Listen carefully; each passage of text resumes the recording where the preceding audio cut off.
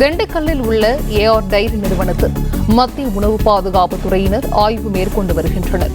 கூடுதல் விவரங்களை செய்தியாளர் பாண்டியராஜன் வழங்க கேட்கலாம். பாண்டியராஜன் வணக்கம். இந்த ஆய்வு குறித்தான முழு விவரங்கள்.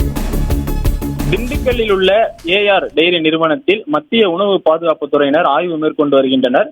குறிப்பாக பால், நெய் பொருட்களின் மாதிரிகளை சேகரித்து வருவதாகவும் தகவல் வெளியாகி இருக்கிறது. திருப்பதியில் லட்டு தயாரிக்க விலங்கின் கொழுப்பு கலந்த நெய் விநியோகித்ததாக குற்றச்சாட்டு எழுந்திருக்கக்கூடிய நிலையில் நேற்று தமிழக அரசினுடைய உணவு பாதுகாப்பு துறையினர் அந்த ஏஆர் டைரி நிறுவனத்தில் ஆய்வு மேற்கொண்டனர். அங்கிருந்து மாதிரிகளையும் எடுத்துச் சென்றிருந்தனர்.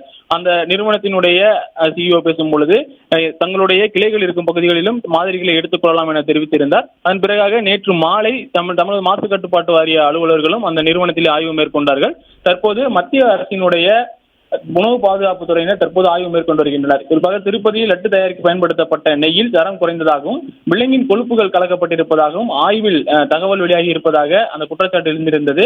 அது தொடர்பாக தொடர்ச்சியாக மாநில அரசினுடைய உணவு பாதுகாப்பு துறை நேற்று மாதிரிகளை சேகரித்து சென்றிருந்தனர். தற்பொழுது மத்திய அரசினுடைய உணவு பாதுகாப்பு துறையினர் தற்பொழுது அந்த பகுதியிலே ஆய்வு மேற்கொண்டிருக்கின்றனர். பால் பொருட்களினுடைய மாதிரிகளை சேகரித்து வருவதாகவும் அவற்றை ஆய்விற்கு உட்படுத்த இருப்பதாகவும் அந்த தகவல் நமக்கு கிடைத்திருக்கிறது.